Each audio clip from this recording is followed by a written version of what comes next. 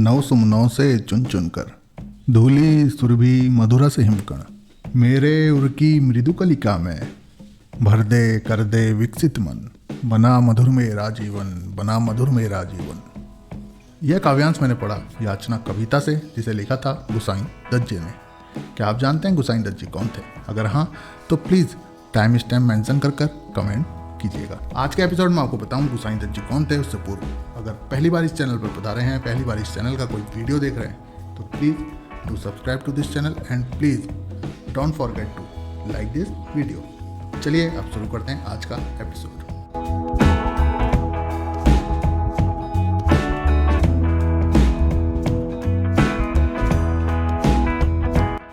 नमस्कार, मैं कुणाल। पुनः आप सभी का स्वागत है आप ही के अपने YouTube चैनल पर। आशा करता हूँ आप सभी अच्छे होंगे और अपने अपने परिवार के साथ जीवन का आनंद ले रहे होंगे। आज इंट्रो में मैंने आपको सुनाई श्री गुसाई दज्जे की एक कविता। अब आपको बताऊंगा उनका संक्षिप्त जीवन परिचय और सुनाऊंगा उनकी एक कविता। तो चलिए शुरू करते हैं। साल था 1900, उत्तराखंड के कौसानी में, जो उस वक्त अल्मोड़ा जिले में आता था मगर आज बागेश्वर जिले में आता है। मैं जन्म होता है 7 भाई बहनों में सबसे छोटे गुसाई दज्जे का। जन्म के मात्र 6 घंटे के भीतर इनकी माताजी का देहांत हो गया और इनका लालन पालन इनकी दादी जी द्वारा हुआ। बचपन प्रकृति की गोद में बीतने के कारण इनकी कविताओं में प्रकृति के रंग प्रचुर मात्रा में देखने को मिलते हैं। प्रारंभिक शिक्षा कौसानी से ही पूर्ण करने के पश्चात गुसाई दज्जे अपने मझले भाई के साथ वाराणसी पहुंच गए और क्वींस कॉलेज में प्रवेश ले लिया। मैट्रिक की परीक्षा उत्तीर्ण करने के पश्चात गुसाई दज्जे प्रयागराज पहुंचे और प्रयागराज के म्योर कॉलेज में प्रवेश ले लिया।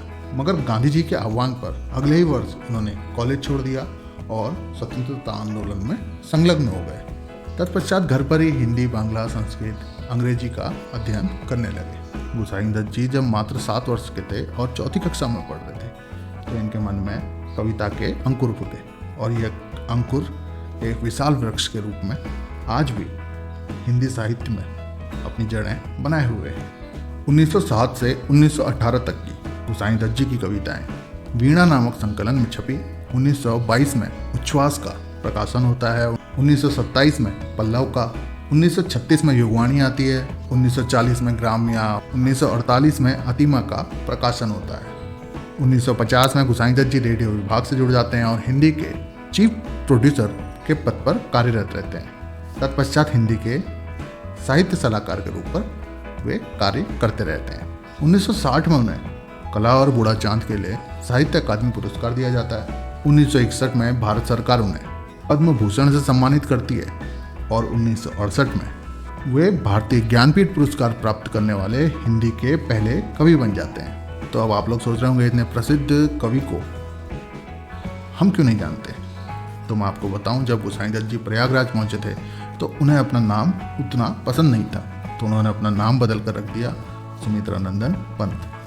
अब आप उस कवि को बिल्कुल पहचान गए होंगे। 28 दिसंबर 1977 को सुमित्रानंदन पंत जी पंचतत्वों में विलीन हो गए। चलिए अब आपको सुनाता हूँ श्री सुमित्रानंदन पंत जी की एक कविता जिसका शीर्षक है सुख दुख। मैं नहीं चाहता चिर सुख, मैं नहीं चाहता चिर दुख, सुख दुख की खेल मिचौनी, खोले जीवन अपना मुख। मैं नहीं चाहता चिर सुख, मैं नहीं चाहता चिर दुख, सुख दुख के मधुर मिलन से यह जीवन हो परिपूर्ण।